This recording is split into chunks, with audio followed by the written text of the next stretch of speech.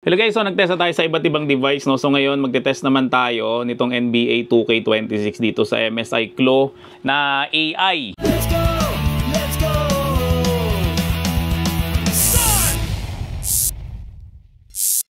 So ito guys is powered siya ng Intel na processor, no? So hindi siya AMD. Pero may issue kasi dito ang NBA at ibang mga 2K sports na nagka-crash raw yung NBA. So meron akong susubukang settings dito na pwede nyo ring itry dyan. And syempre mag-comment down below kayo no, kung effective ba siya at hindi ba siya nag-crash at nakalaro talaga kayo nito ng matagal. No? Kasi actually guys, di talaga ako naglalaro nitong NBA. Ang huli kong laro nito is NBA Live pa. Pero iti-testing natin to para makita lang natin guys no, kung gaano ba siya kaganda o kapangit dito sa MSI Klo na AI. Ang gawin mo lang guys, no, punta ka lang start menu, tapos type mo lang guys is graphics. Yan. Tapos makikita mo dito guys, may nakalagay graphics settings. So i-open mo lang siya. Tapos may nakalagay guys advanced graphics settings. So press mo lang yung arrow. Then ito guys, itong hardware, accelerated, GPU scheduling. So i-off mo lang siya. So pwede mo na guys i-try itong NBA 2K26. And baka makatulong yun guys so para hindi mag-crash tong game na to. No? So ngayon i-play na natin siya. So ito guys, NBA 2K26 hindi to kasama dun sa secret app na sinasabi ko sa inyo. Yung pwede ka mag-download sa Steam na alam niyo na kung ano ibig sabihin. So ito guys, binili ko to ng sarili kong pera. Again, di ako naglalaro nito pero para sa inyo, binili ko to kasi marami nagre-request nito. So ito guys, i-testing natin to sa AI powered lang. And syempre, sumunod naman guys ay dun sa performance. And next naman guys ay dun sa tipid lang sa battery. Okay, so tingnan natin kung ilang frames yung makukuha natin. Hello guys, meron nga pala ang collection ng 20,000 mahigit na retro games na pwede mo guys malaro sa mga Anbernic devices mo, Android, PC, laptop o PC gaming handheld mo basta alam mo lang tong gamitin. So pwede po to guys i-avail for only 199 pesos kung download lang. Or pwede rin natin siya guys samahan ng 128GB na memory card for only 999 pesos lang. So kung gusto mo to guys i-avail, so hanapin mo lang ako sa FB, Gadget Syndrome. So lahat guys na mapagbebentahan niyan ay mapupunta sa Gadget Syndrome Foundation para makabili tayo guys ng mga susunod na handheld na i-review natin. So balik na tayo sa pinapanood mo. So ito guys, punta muna tayo sa features. Then video settings natin. Tapos makikita nyo dito na 1920 by 1200. Tapos naka-ultra na siya. Tapos yung texture detail niya guys naka-high. Yan, so testingin na natin ngayon siya guys. Play now. Yan, so CPU versus CPU na lang tayo. Kasi nga again guys, di ako naglalaro nito. Mamaya makita nyo na bano ako maglaro nito. Na totoo naman. Okay, so i-start natin. Ang settings pala natin dito. So lagay muna natin siya guys sa endurance. Yan, so ito yung matipid sa battery. Tingnan natin kung ilang frames yung makukuha natin dito. And on tap tonight, it's the Dallas Mavericks going up against the Miami Heat here at the American Airlines Arena. Okay, naka-endurance mode tayo. Yan, makikita nyo na ultra settings. So, feeling ko hindi talaga to kaya. Okay. Obvious naman, hindi to kaya. Now Roy. Ron right side. Okay, 19 frames. Okay, hindi to kaya, hindi to kaya. As we get the new season underway, GA, what was the main focus for you in the first game of the season? Well, sometimes you lose a little bit of edge in the offseason. So preseason's fine for getting your game into shape, but now you got to bring the right mindset to the game. Now here's LeBron. Again guys, ultra settings to. Maximum of all maximum. Yan, so 25 frames. 6 on the shot clock. Over Butler. Wade can't hit. You almost have to assume. So itong MSI Klo na to guys, so hindi ko pa ito masyado na configure. As is lang to, pagka-unbox, ito na. Nilalaro na natin tong NBA. Okay, 27 frames kapag ka naka-AI engine. So yung iba okay na sa kanila yan. Pero sa iba hindi okay yan, katulad ko. Yan, 39 frames, yan, umaangat na siya. So medyo nagbabawi-bawi na siya. 26 again. Here is LeBron. Puts it up from 12. No good on the shot. Some solid defense from Butler. 27. So baguhin pa natin ulit. Great D that time from LeBron. Gawin natin siyang manual. Tapos isagad natin lahat, no?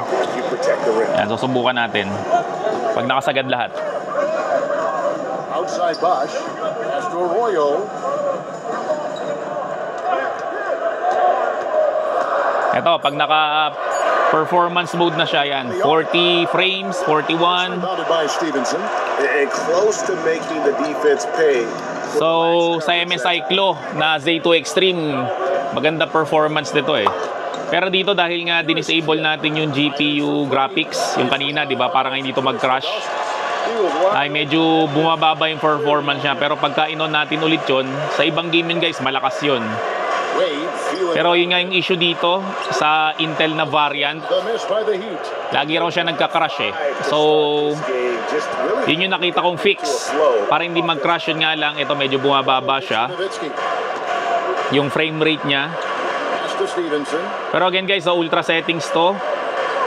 So kung bababaan mo to sa high, makukuha na natin guys yung gusto natin na 60 FPS.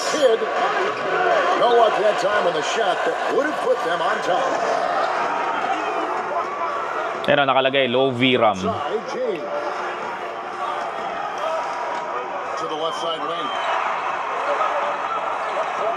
Ang issue kasi nito di sa Intel na variant, para mga second or third quarter na nagka-crash na siya, nag-exit na talaga siya. Kaya maraming ayaw dun sa Intel eh. So kung NBA 2K guys yung lalaruin mo, hindi recommended to. Itong MSI Clo. Recommended guys yung Z2 Extreme na variant. Pero kung palakasan guys, mas malakas talaga to. Itong Intel version kaysa doon. Kasi unang-una 32 GB RAM to. Saka mas matagal yung battery nito. Mas makunat yung battery nito kaysa doon. And sumunod naman guys ay mas mas malamig kaysa doon. Kasi yun mainit talaga siya. Ito malamig talaga siya pag nilaro mo siya.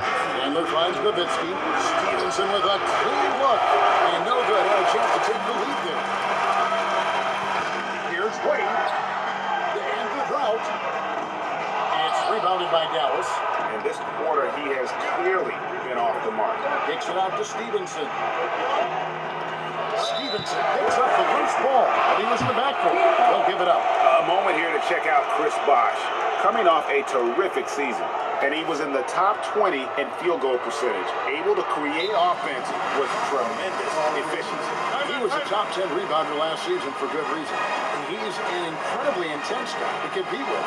And for a full game, too. I mean, just non-stop. And Eric Spoelstra wants a timeout. He's going to take a few moments here to check in with his team and regroup. Udonis Haslem checked in for Miami. Chalmers comes in for Carlos Arroyo. Marion, he's checked in for the Mavericks. Terry comes in for Stevenson. LeBron against Marion. Here's LeBron. It's a pick by Ilgauskas. And here's Chalmers from the arc. Good for the basket. Starting off 1 for 1 with that shot. This team really relies on Chalmers to knock them down three, spacing the floor. That's where he really brings some value. Pass to Terry. Lets the three fly.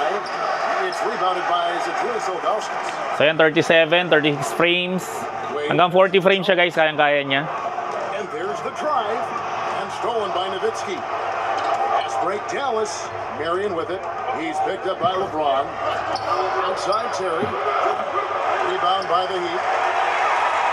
They play the clock right. They go 2 for 1. Just got to turn it up right. Pass to Wade. So yan guys, yung testing natin ng NBA 2K26 sa MSI Clo na AI. Shot from Chalmers. So kung nagustuhan mo naman tong video na to, syempre huwag mo naman kakalimutan mag-subscribe dito sa channel ko. I-like mo na rin tong video na to at i-turn on mo na rin yung notification bell para lagi updated sa mga vlog ko about sa mga gadget. So yun lang, maraming salamat ulit sa inyong lahat. Hanggang sa muli! Nowitzki sets a screen for Terry. That's Terry again missing. Paalam!